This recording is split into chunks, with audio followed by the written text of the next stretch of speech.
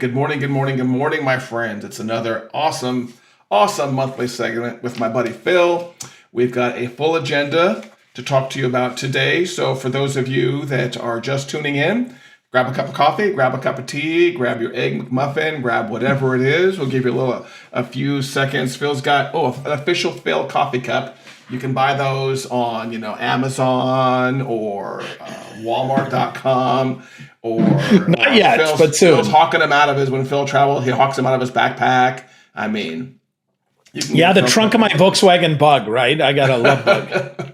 Let's get into it, man. Facebook news this week. Something happened, I think. Was Facebook down for like 5 minutes the other day or something? 5 minutes or 6 or 7 hours. Six or seven hours? Facebook was down. Instagram was down. WhatsApp was down. So every Facebook platform was down. And what's interesting is Facebook relies on, as you might guess, Facebook to authenticate, to do things, right? So their engineers, some of them couldn't even get in the building because they use a Facebook pass basically to get in that connects to their infrastructure. So Facebook being down, Instagram being down. Now, some might say, well, that's the best thing that's ever happened. I got a day of productivity. Here's what I found. Pretty cool, right? So I like that, right? So Siri even found out something about that, right? So she's, of course, listening as always on my watch. But it's so interesting because they estimate that they lost billions with a B of dollars. Right. As a result of being down. Yeah. But I actually heard you were talking about getting in the building. Real quick, you were talking about getting in the building. I read a story someplace that they had to get into the physical server cages where their servers are. That requires a badge, and they couldn't do it. So a guy had to come in with that thing that you use to saw through the latch that goes in there. The low-tech solution, man, sometimes is the better solution. Well, physical, right? I mean, I think that's both a good and a bad lesson. So the good lesson is if you can't get into your house, if you can't get into your server, right? If you can't get in anywhere, okay. With tech, how can you get in without tech? I think about my doors here at my house, and if my batteries die on the door to put in my code, I've got a key to let me in.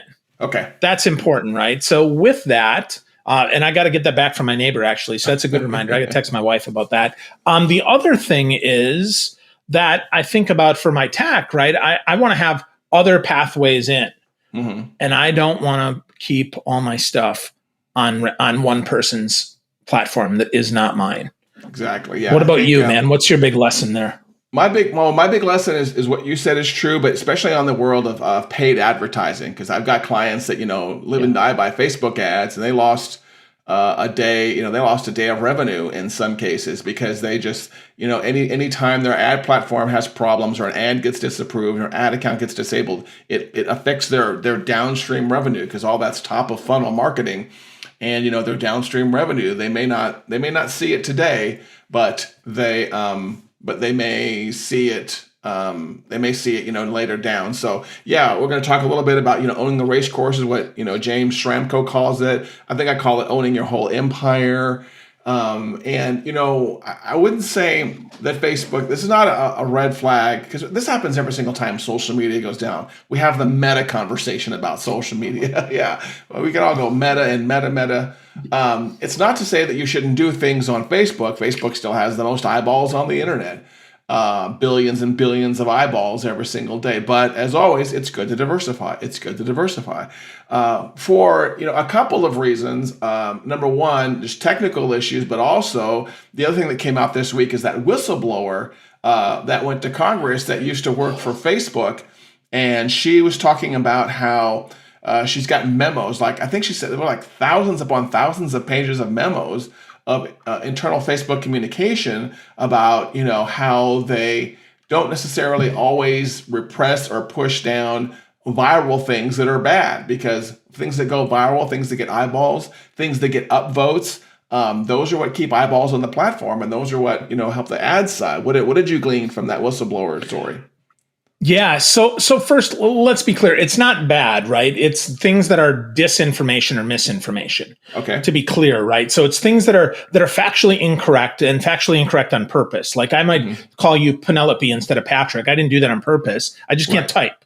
Okay, that's not That's not what we're talking about here. We're talking about active disinformation that to your point, right, absolutely goes viral. So Frances Haugen absolutely exposed a lot of things that Facebook has done, and it's not clear yet how much she was involved versus how much she had access. One of the things that I would also glean from this is, if this is true and she was not directly involved, the whole need to know thing, clearly Facebook has an information protection problem, which concerns me from the outside in and from the inside out, right? As a guy who had a top secret security clearance in the military, it's all about need to know. Right? If you don't need to know the combination to my door, but I give you a key, that's okay, right? So that's the difference here, right? If you don't need to know what's in my bank account, but you do need access to pay bills, right? Different levels of access, different need to know. So that's a big thing for me. That's probably the biggest concern for me is Facebook has so much information. Who has access to it that shouldn't? And then secondly, to your point about, should Facebook, should they be spanked for this? Did they do something malicious? Right. Is it time to break Facebook up? Is it, how much swing do they really have? There's a lot here. I think that it's probably going to take years to unpack. But if the Microsoft breakup from years ago, because if you think about it, Microsoft had this OLE, right? Object linking and embedding, where Microsoft linked to Microsoft, linked to Microsoft, linked to Microsoft. Right. And now Facebook does the same thing. The outage, to your point, actually raises a bigger issue, and that is, do they control too much?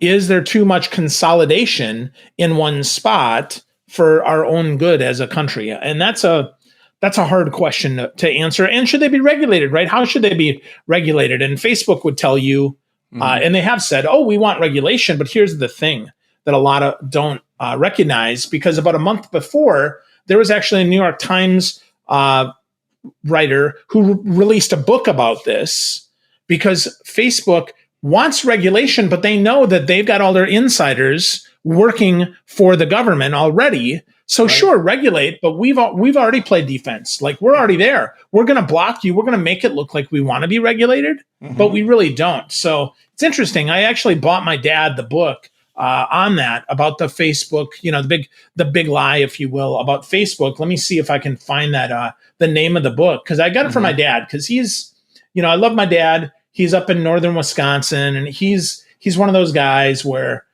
he loves to learn, but he doesn't even understand the internet at all. So I'm trying my best to say, hey, Pop, here's some things that you might want to consider. Here's some things you might want to learn that could be really helpful for you as you think about, hey, what's really going on in the world, and what are your friends saying? So the book is an ugly truth inside Facebook's let's see, what do they call it? Inside Facebook's battle for domination, an ugly truth by Shira Frankel and someone else. Really big on this whole Facebook regulation. And have they already been so ahead of this that even if we regulate, do they already have their insiders there that are going to stop any meaningful regulation from happening?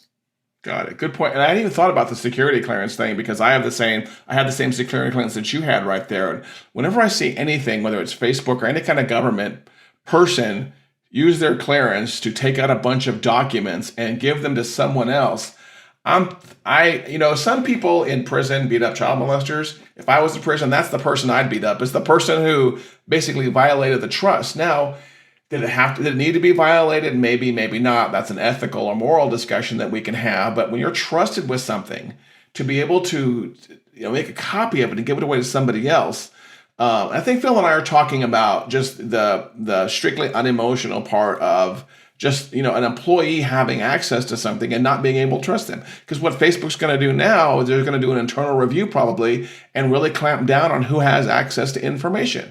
Because every single time a data exposure happens like this, they're putting more security things in place. They're going to put some things in place to alleviate the hardware issue they had, but they're going to lock down more on what gets shared. And the C-suite's going to get smaller and smaller and smaller there. And I think probably one of the big lessons that I got out of this, oh my goodness gracious, I hate it when like FaceTime rings in the middle of this. I thought I had that turned off.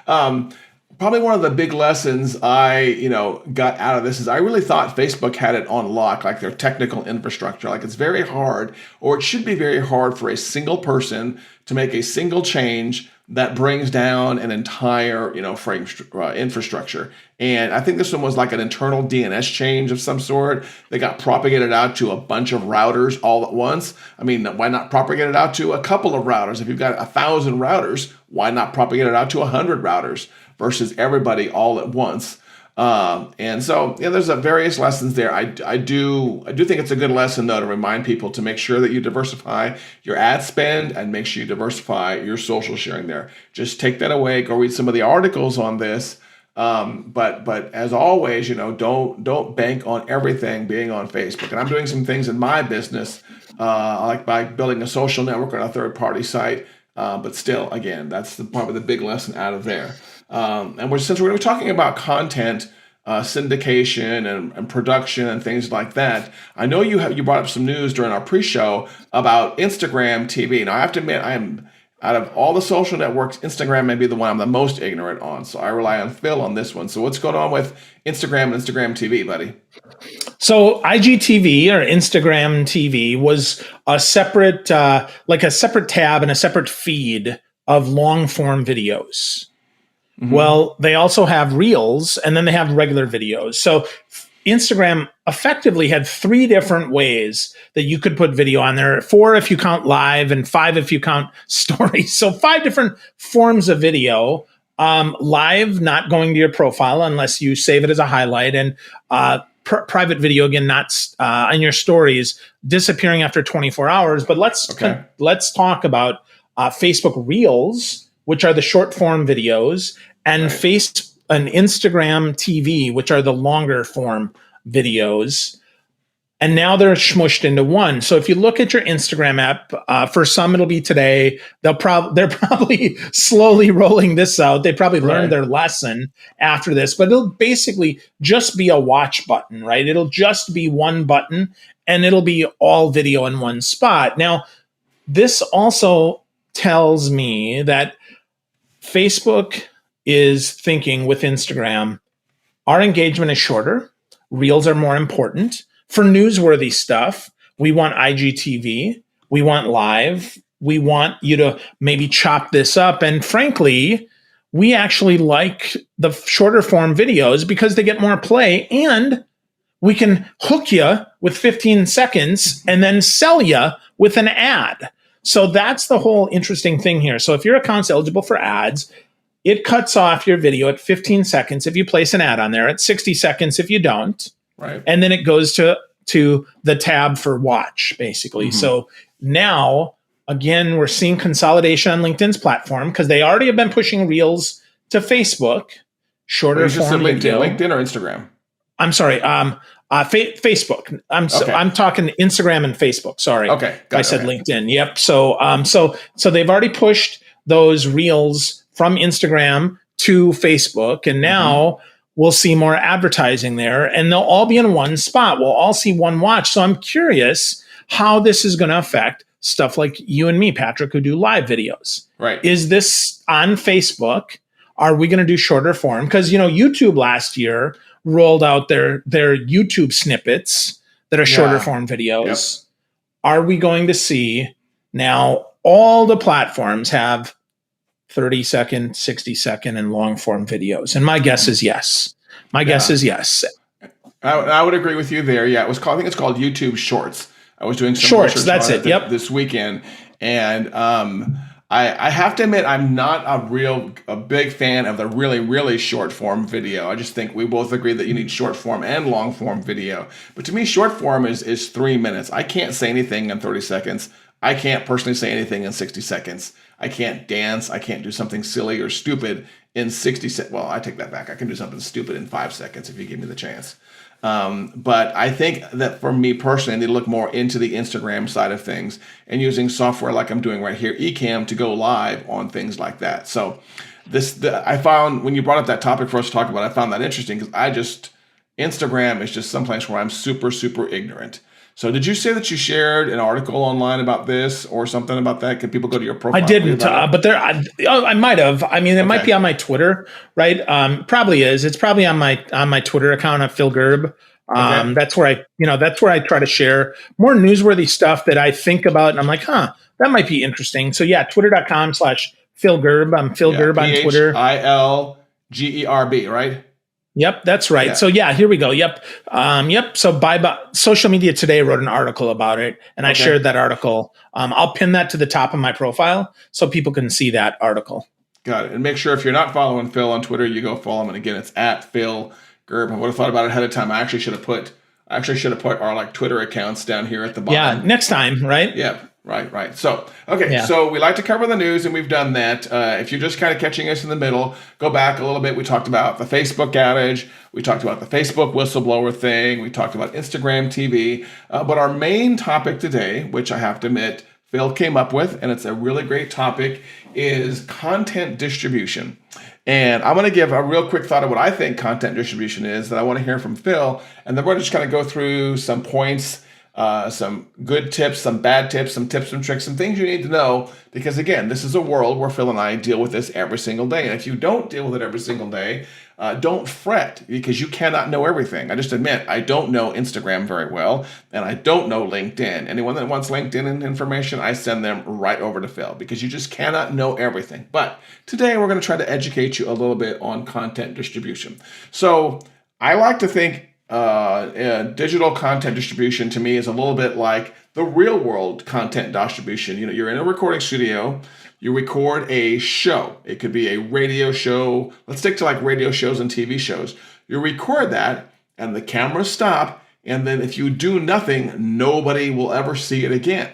No, what shows do, like SNL, is they'll slice it and they'll dice it and they'll put it on their Instagram. They'll put it on their Facebook. They'll put it on their YouTube. They probably put it on the NBC blog and the NBC website someplace. I wouldn't be surprised if NBC has, even their own video hosting platform to make sure they have, complete control of their videos. So to me, content distribution is what happens after you press the red record. No, after the recording stops, getting that to multiple places. Am I pretty close there, Phil?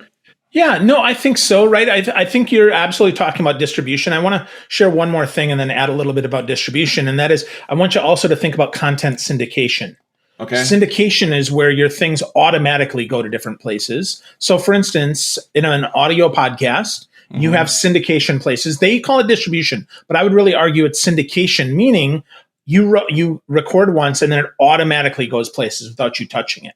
Right. I would consider that syndication. Distribution absolutely is the forcing of things to go to platforms other than the native one. So natively, where this first existed for us might be on Ecamm, and then we syndicate it to Facebook. We can syndicate it to YouTube. We can syndicate it to LinkedIn. So the full piece is there. But then exactly what you said, Patrick, as you cut it up, now we need to think, okay, do I have a private app that I can cut this up for? Do I have a podcast that I can cut a piece of this up for, an audio only podcast? Do I want to take that and use otter.ai and transcribe this and turn it into an article for, here we go, some more distribution places, a LinkedIn article, for an article for Social Media Today? If you're a writer there, it might go somewhere else, right? Instagram, Facebook, LinkedIn, TikTok, you name it. It could go there. And if you think about syndication as automatic, distribution really as repurposing, repackaging, and reformulating so that it fits best on the platform. We talked about Instagram Reels. A reel, right, is nothing more than a quick video that you shared. Now, not to be confused with content promotion, which is if you took our video and then we recorded a video at the beginning or some other time that promoted this, that said, hey, you got to catch the Phil and Patrick show because we're going to talk about these things, right? But promotion is important too, right? So you need all three. You need to think about syndication, you need to think about distribution, and you need to think about promotion because all three matter. Right. And promotion, to me, I see that more as using maybe even something like paid advertising to kind of elevate the visibility. And we see this has been on Facebook forever, ever since the Boost Post button came out. I'm sure Boost Post came out before their actual formal ad advertising, but if you work in marketing, you still do realize how many eyeballs Facebook has, how many active eyeballs Facebook has, and so that's the good and the bad part of it. And then, it used to be when Facebook first came out, maybe it had like 100,000 people on it. It wasn't too hard to get seen. I mean, 100,000 people putting out updates, that's not really a lot in the world of social media. But then once they started getting into the multiple hundreds of millions and the billions, and the hundred millions and billions, Facebook realized, I think, they couldn't show a particular piece of content to everybody. And so they came up with formulas to basically make it that if I did an update, maybe the people who follow me more closely, like Phil or some other people, would see it, but maybe some of my other friends wouldn't see it. And that's basically what advertising is on Facebook and post boosting, is making sure that you're paying for more eyeballs. And that's, when you think about advertising and marketing in general, that's really what you're doing, is you're paying for more eyeballs. If you're buying one of those hellacious big billboards in Times Square, you know that there's millions of people probably go through Times Square every day, if not every week, if not every day. You're paying for access to those eyeballs is what you're doing. And that's really big in the world. So we've got the 3 different ways that Phil talked about: promotion, syndication, and distribution. Let's talk a little bit about, I'm trying to figure out what would be good. Maybe we talk a little bit about, is there like a good medium to start this on? We can take this conversation in a direction you want. But oftentimes when I talk to people about creating content, the conversation comes up, well, which should I do? Should I blog more? Should I do more of a podcast? Because I hear podcasts are all the rage. Should I do more Instagram TV? Should I do more YouTube? What do you think is a good way to start not creating content, but a good way to get your content out there after you've got like a 5 or a 10-minute video? So I would say find a tool that can help you remember to re-syndicate it, repurpose it, redistribute it, right? So use my favorite tool is Agora Pulse. Okay. So I would say get an Agora Pulse, because that way you can send it a bunch of places. But then I would also tell you, you need to cut that stuff down. You need to chunk it up. So if you're looking at video, Capwing is a great tool for that. I'd also, Otter.ai is a great tool to transcribe the data. I would tell you, like, Grammarly is going to help you make sure that it's grammatically correct, because though you and I are very verbose, we might not speak exactly correctly. We add words to our conversation. Right. So Grammarly can help that for sure. And if we've got some templates that we might have that we want to make sure, at the end of that, we have this common call to action every time that says, check out our show or go and download this awesome checklist. Well, I can use Text Expander to automatically include that, or I can make it as a template, kind of as my footer that shows up on every one of my things. So those are some of the things that I would think about would help me, that would help others, so that people are, doing those things. I don't want to say automatically, because automatic, set it and forget it doesn't work. Okay. But you do need to sometimes be reminded to do that.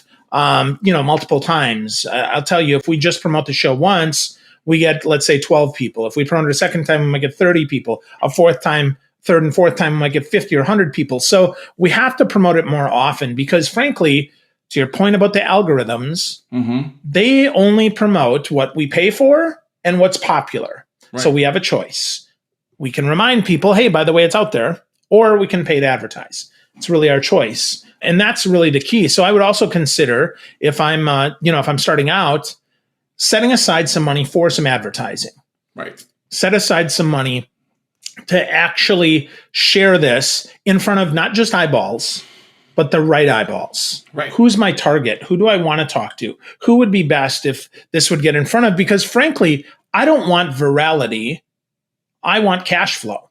I want business. I want real conversations. So I want to get in front of the right people, because frankly, nothing against farmers in Iowa.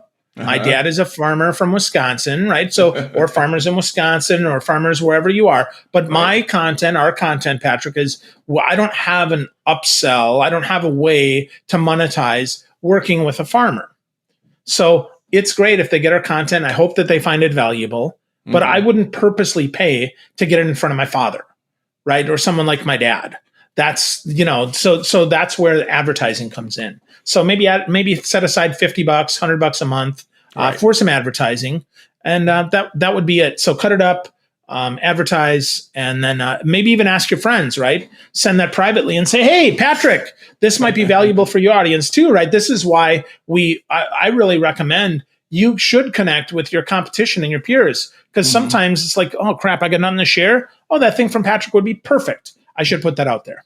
Yeah, I'm really big on that, especially on Twitter. Like, I go to my feed of the smart people I follow, and I try to retweet people's stuff multiple times a day.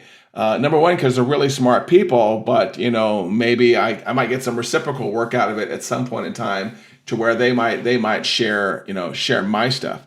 I was going to talk a little bit briefly about and I'm looking at our list of items here because I've got so many good things here to talk about.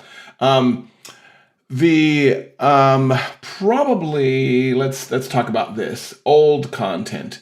Is content like the things that you and I do, like marketing and advertising? Would you say that it's timely or timeless? Like, if you and I did like a video show like 5 years ago about Twitter of some sort, is that something that's only good for like the next 5 or 10 days after we did it? Or do you think it's more like something that we can, use year over year over year? And one of the reasons I think about this is because you like Agora Pulse, I like CoSchedule. And CoSchedule is really good about, you just put something in a queue and it takes these very broad rules and it says, take this article, share it now, don't share more than like 3 articles from this category this week, and then don't reshare this article for several months. So one of the things I noticed when I started first using tools is sometimes like my same piece of content would go out over and over and over in a week, and it would annoy people. Versus, a tool like CoSchedule, and I don't know if Agora Pulse does this, it's smart about like spreading it out so people don't get the same blog post 5 times in a week. Do you think that you think it's really good to like repurpose content, or what's your take on that? Well, to your point, I think reuse old content. That's what I mean. I think the answer to that is it depends, and it depends on, how much of it. So this week we talked about Facebook news. Right. Probably in 2 weeks, that's probably no longer news, and we could cut that piece. Now, that being said, we're talking about strategies and tactics that, if they're still valuable, and I would argue we typically talk about timeless strategies of diversification, distribution, right? I mean, this is not going to change. Even if you hear Twitter and in 15 years Twitter's dead, it doesn't mean that the strategy of sharing it and cutting it up into bite-sized pieces is dead. So I would tell you that, you should create, first of all, a balance of content, some that is evergreen and some that is avocado, right? That's important because, right, avocados are that's a really good way to put it. That's very good. Yeah, because right now it's super valuable to talk about the Facebook hack. Right. In 3 days, in 3 months, in 3 years, who cares, right? So if it's evergreen, go for it. Share it again. Queue it up. Make sure, though, that Now, that being said, you could also go back and update your examples. If you have strategy that is still evergreen, but the content you talked about, the example that you gave, for instance, I'm going to date myself here. If we talk about Enron, most people that are watching this don't have a clue. Don't have a clue what the hell Enron is, or AOL, right? AOL was Facebook before Facebook was Facebook. Yeah. I mean, AOL, really, right? It was a gateway. We had a lot of AOL coasters in our house with hundreds of hours on them. No more AOLCDs.com. You could send them in, and they'd put them together and make stuff with them. 100 years ago. That's cool. I did not know that. Yeah, a long time ago. So that, right, that's timely, but not timeless, right? If you're like, Phil, you mean people put music CDs in their computers and they would connect to the internet that way? Yes, they did. But you don't have to do that anymore. ABBA is coming out with a new album. They're releasing it on cassette. Ooh. See, now hold on, but okay, let's talk about that. So I've got some cassettes, but that's a collector's item. That's a souvenir, not a way to listen to music, right? Because you're probably then going to go to Spotify and download the music. So let's think about that, right? So this is a shirt with my logo on it. So this is both useful because it has utility, right? To use a Jay Bear term, I can wear it, as well as it's advertising. That's great, right? That gives me something there. And if you asked before, if I buy 50 copies of Social Selling Essentials, can I get a shirt? Well, absolutely, I'll give you a shirt, right? So, but that's a souvenir that Right. really is meant to remind you of the book. Just like ABBA saying, I'm going to give you a cassette. So think about this. If you're a business owner, think about how can you make your business more souvenir ready? Are there, maybe it's a band with a cool slogan on it that says "Stop doing nothing." Patrick, might you have something like that? Yes, it's usually you do, right? In the restroom. It's over there. You know what? There's my backpack right here. Yeah, but hold on. So you think about that. That is a reminder of Patrick, right? So if I think of "Stop Doing Nothing," I think of Patrick Almond. If I think of, there you go. That's exactly what I'm talking about. So here's the thing. It cannot just be blatant advertising. Right. Unless it is something that makes people smile. So for me, right, it could be something in the color orange. Because orange is often associated with Phil Gerbyshak. For those who know me, right? Yes. For those who know me. For those who don't, well, orange is associated with something else, right? And that's okay. But it's a souvenir that allows people to take me home with them in a meaningful way that reminds them, ooh, this guy, that's what he's all about. Yeah, that's part of your branding. And hopefully, if you educated someone, they're going to remember that also. I just realized that it's just purely coincidence that you live in Florida. And what is Florida like, the Orange State? And in Orange County. And do you live in Orange County? I do. That is funny. I had no idea. Yeah, so, Orlando is in Orange County. Okay. Orlando. Goodness gracious, man. You are eating the branding up right there.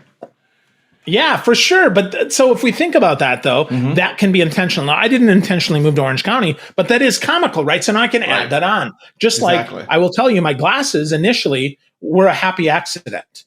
I wanted glasses, and I didn't want to look like a dork or any more dorky, I guess, than I already do. So I looked for some cool ones. And so that began my journey into I can't buy normal glasses anymore. Right. Because they're just not good for me. And now they're my logo even. Yes. That's beautiful. That's beautiful. So you bring up some good points about, the importance of producing content that's reusable and memorable, things like that. Really old content. For me, I actually found some videos on YouTube when I first started doing YouTube stuff of like really bad cameras I would use, and I've been tempted to take them down sometimes. Like there was that little one thing, it was like a little camera, looked like a little pack of cigarettes, had like a little screen on it. Had a flip cam. Was a flip cam, and the little USB thing would pop out of the side. So after you record the video, you would pop the USB into your computer and you would take that video off. I've got YouTube videos that I recorded with my flip cam, and it was just embarrassing. And so many times I've been tempted to take them down, but they still get views every now and then. And so I think it's also good to see like the evolution. If you're someone who's into content syndication or repurposing or whatever, it's good for people to see the evolution of, you going from a beginning content producer to an end content producer. I did want to Well, we'll see though. Hold on. We'll see if that's true because, Roberto Blake, actually, funny enough, we talk about that. This morning, Roberto Blake said that he is going to take down videos that have gotten 1 million views. Because he wants to see if old videos, right? If that, if that actually increases his overall view count. So that's really interesting to me, right? That I'm curious about that. Here we go. He tweets an hour ago, deleted 1 million views, running an experiment on the recommendation system in terms of unlisting older videos that no longer get impression views and don't relate to the existing target audience. Right. Collecting data for 100 days. So I am absolutely going to take a look and see, how does this work? So I tweeted back to him, Roberto, I'm looking forward to this. How, can't wait to see your, see how this works out for you. So 90 days takes us to December 15th. If you're watching this, it's the 6th of October. If you're watching this on replay, it may be later, but not 100 days takes us out 3 months, right? Plus 10. So right around December 15th. So I'm going to check in with Roberto and see what happened to him. I've got it on my calendar on Right. the 15th of this, or actually, hold on, I'm wrong. The 15th of January. I apologize. We're already in October, right? So Right. I'm going to check in with Roberto and see how the heck did this work? Was this useful? Was this a good experiment? Does he get more? Because I don't know, Patrick. To your point, do we want to show people the evolution? Do we want them to see off brand? I don't know, right? I don't have that answer. I'll tell you, my YouTube channel has the first video I ever uploaded is a video of me slow riding a mechanical bull. Oh, that's got to be so many twisted thoughts come to mind. Was it a slow motion video on purpose, or did they purposely make the bull slow?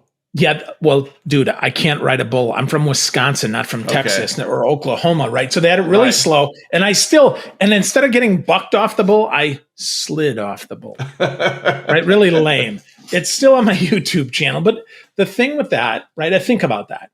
Do I want people to still see that? Do I want them to associate that with my brand? I don't know, right? I don't have an answer for that. So I need to really think, okay, do I have that? And then the other question. Do people actually go back and watch videos from 8 years ago? My take on that is they watch what they're told to watch.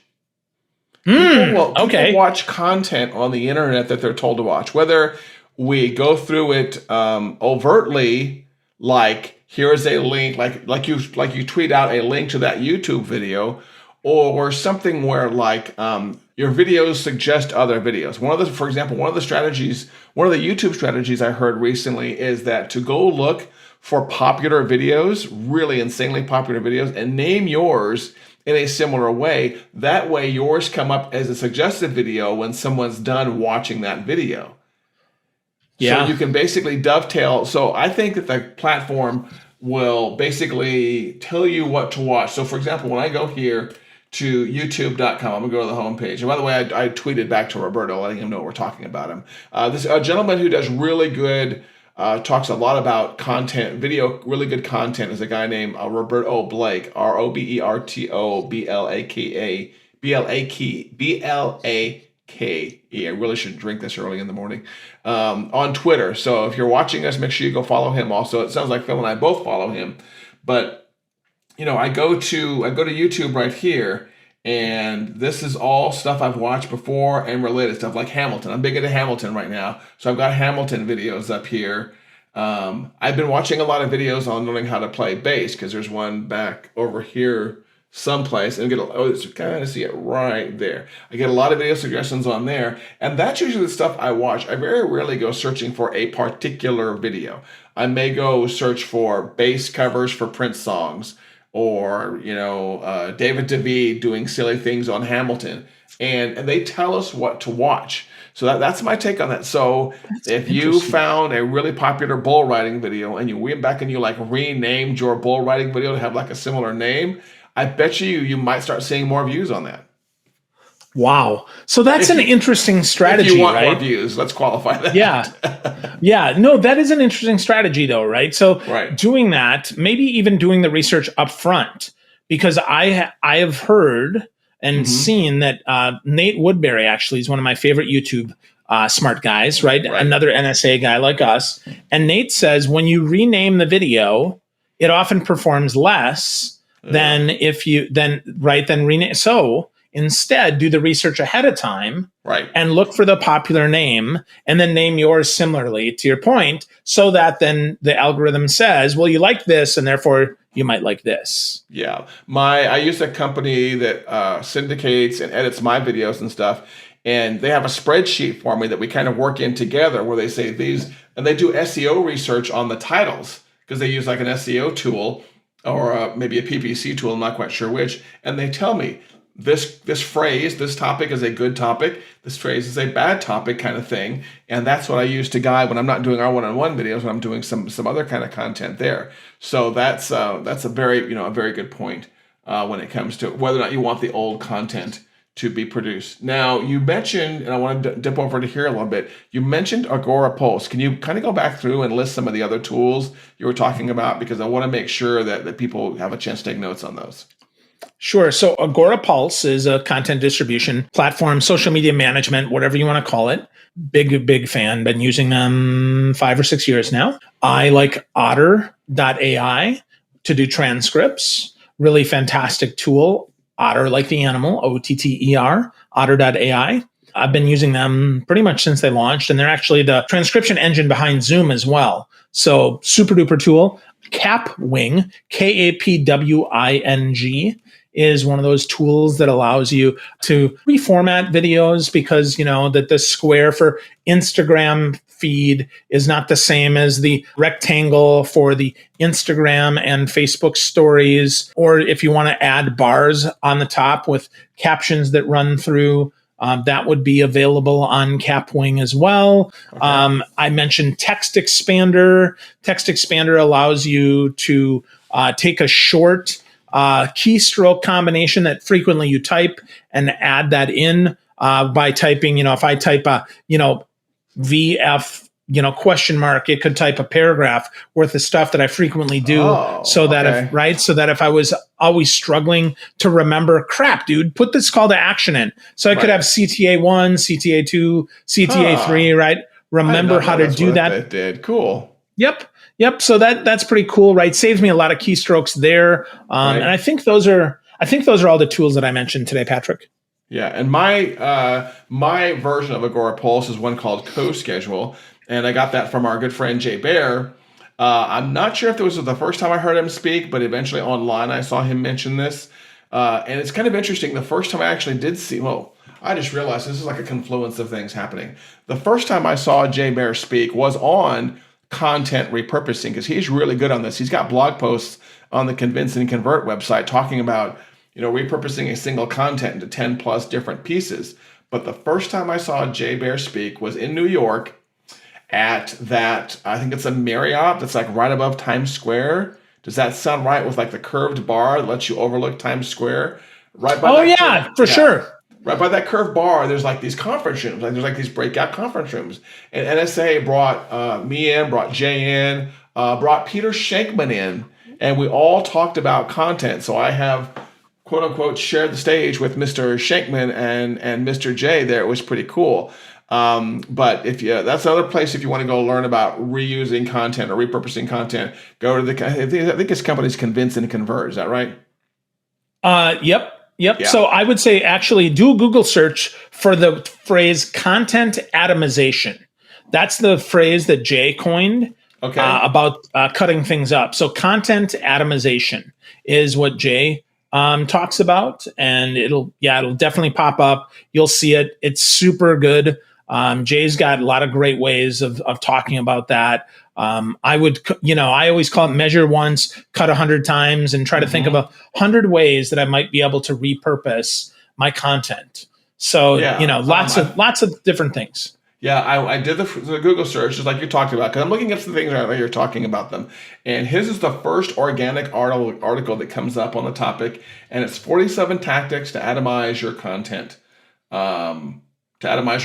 And he did something else here, which I'm actually a big fan of. So we talked a little bit earlier about if it's good to reuse old content. One of the other topics I've actually been asked about in WordPress, and trust me, I'm going someplace, and Jay paid attention to this, is it's whether or not it's good to put in the date of your content, the date you created your content. And I just noticed on Jay's blog, he does not put the date and time of the blog post on there. And I'm a fan of that, because when people are reading this, if I was to read this right now, these are good tips from 10 years ago. These are good tips from 10 minutes ago. So that may be one way to make your content a little bit more reusable. Don't go out of your way to date yourself. So if you produce if you produce a blog post today, don't put on there that I created this blog post on October 6, 2021. Just put it out there on your blog, and people are going to find it eventually, and the date time really won't matter. What is your take on that? Well, so that's so interesting you say that. From a marketing perspective, I agree with you. Right? From a marketing perspective, I agree. But from a consumer perspective, Andy Cressadine and the folks at the Orbiteers at Orbit Media actually did a study, and they found that consumers actually want a date. They want to know that your stuff is current. So here's why, right? So I want you to think about this, Patrick. I have got the top social selling strategies on the planet. And my number one strategy is get a Meerkat account. Right. Are you using Meerkat these days, Patrick? No, I am not a Meerkat person. Okay.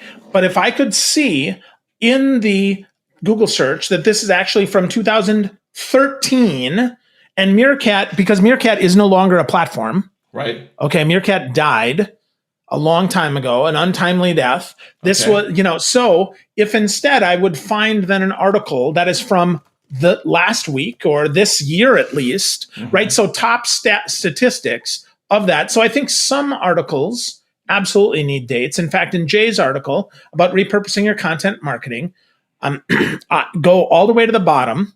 Okay. And you'll see Jay has got Periscope live video broadcast.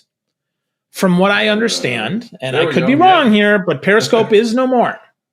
I think it actually is. I just don't think, I'm going to look it up because, by the way, I found the replacement to Meerkat, something called House Party. Sure. Okay, but there's a replacement, right? So hold on. Right. So here we go. Is Periscope, let's see. Periscope was an American live streaming platform for Android and iOS, discontinued in March of 2021. Yep. You go to the website, pscptv.com. Yep. And so here we go, right? So, right. So, not that Jay's article isn't awesome. I want to be really clear here. But if I'm looking as a consumer that might make a buying decision, this might be different, right? So I would tell you, test it out. Know that eyeballs are great. Right. Dollars in your bank account are better. Exactly.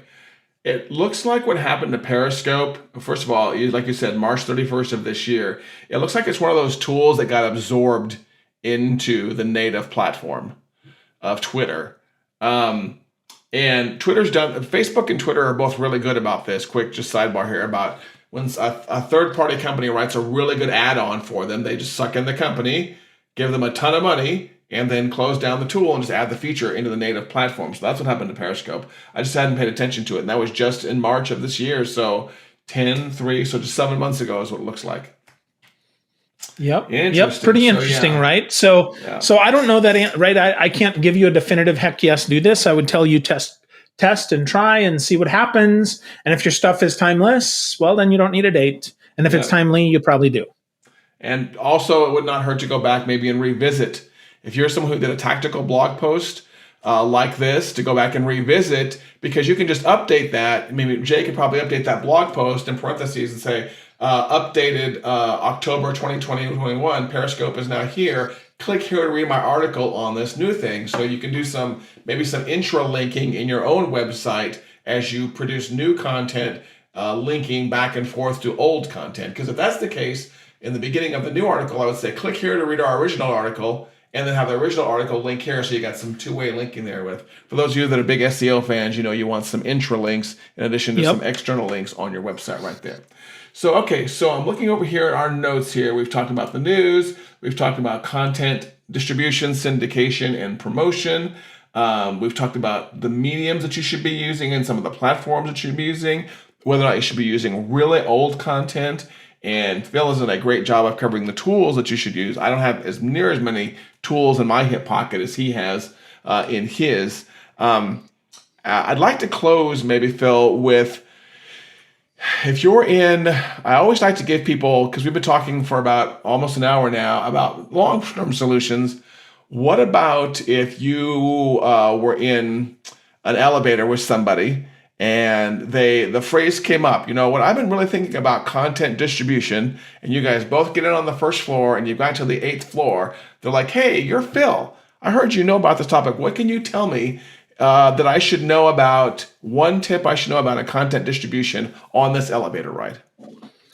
Sure. I'd say real quickly, you should take it and use Jay's word, atomize it. You should cut it up and make it small. And then it doesn't matter what platform it goes on, but you should send it out, and don't forget to have a call to action that drives people back to the full text of the article. And by text, it could be video text, right? You could have captions. It could be LinkedIn. It could be whatever. But I would tell you, drive them back to a piece of property you own from that short form, because your goal is not eyeballs. Your goal is the right eyeballs. Your best customer is looking for is doing what Patrick said, and they're being told what to watch. what to read, what to listen to. So if you can atomize it, you have a chance to do that. What about you, Patrick? That was 43 seconds probably. What about you? I like the call to action one. I would say that if you're a smaller shop or you don't have a big content department, to find ways to use utilities and tools as much as possible to do this work for you.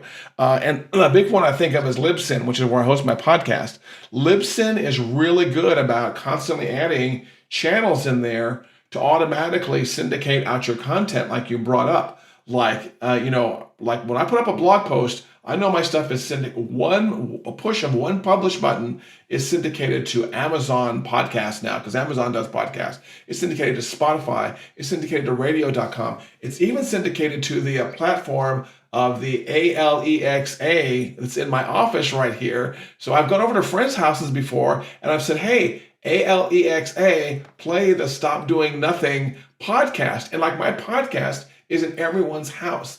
And that's only because a platform like Libsyn has like 10 or 20 places that will syndicate a single piece of content automatically when you hit publish. So I'm a big fan of repurposing and syndication. Cool. That's great. So, me too. Everyone, thanks as always. Thank you for watching. Phil, thank you for an hour of your time today, sir. If you have not done so yet, make sure you follow Phil on Facebook. His name is very easy to find, Gerbyshak, G-E-R, let's see if I can get this right, Gerbyshak. Pow, that's it. Pow. After 10, 20 years, you'd think I'd make sure I could do that without any hesitation at all. And he's also Phil Gerb on Twitter, Phil Gerb, and we just hopefully get a response back from Roberto Blake also, because I just pinged him on Twitter. And I'm Patrick Almond on Facebook, Patrick Almond on Twitter, all over the place. And because we are both really big into video, I would encourage both of you to go follow our YouTube channels also. But we try to do this every monthly to educate you guys. This will be on the podcast and the YouTube channel later, as well as all over Facebook. As always, thank you for watching. Remember, when it comes to all kinds of content stuff, what's the secret? Done is better than perfect. Exactly. Turn on your camera, turn on your voice recorder, press record, and get to talking. You might look silly, you might feel silly, you might even feel stupid, but I can guarantee you, like Phil just brought up a second ago, there's someone out there that wants to hear what you have to say out there. It may seem silly to you, but education, man, education always wins. What do you think, Phil? Does education always win? Education plus a little bit of entertainment equals exactly what we want, right? So give it your best energy though, right? Like sit up straight, give us your juice, and then go. Because done is better than perfect. I agree with you 100%, my friend. Yeah, and I've been leaning in this time. Dang it, I've been leaning in. I need to take Phil's thing. Maybe get one of those cool gamer chairs and sit up a little bit more straight. But as always, Phil, thanks for participating, sir. Everybody else, thank you for watching. If you're just catching the tail end of it, go back. We did this for a full hour. Of course, it'll be on the podcast on YouTube. And as always, stop doing nothing. Have a great week, Phil. See you, Patrick.